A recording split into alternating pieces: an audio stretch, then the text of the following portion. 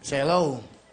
Hello po, magandang hapon po sa inyo dyan, sa mga taga San Mateo Rizal, sa taga Pampanga, sa San Matias, at saka syempre sa Bangkaruhan, Legazpi City. Nandito na ako sa Wawawin, Mojack. Mojack, ano ginagawa mo?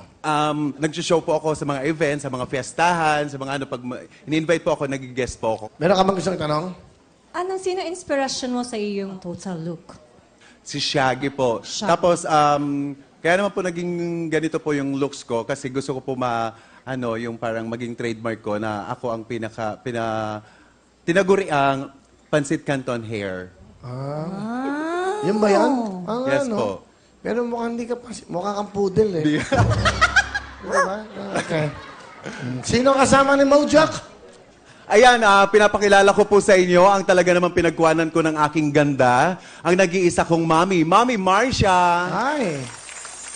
Magandang gabi po, Will. Ay, sana ano gusto niyo sabihin nyo kay Mojack sa anak nyo? Ayun na, napakabait mo. Talagang pinilit mo na iangat mo ang buhay natin. Para mo, makarating ka sa Amerika, pinagsikapan mo. Ngayon na kumikita ka na, pinagsikapan ko na. Ayusin ang papeles mo para makuha mo ang American citizens mo kasi kasal ka tayo kami ng ama mo. Nakuha mo naman, binigyan ka naman ng embassy kasi nakita doon ang record natin.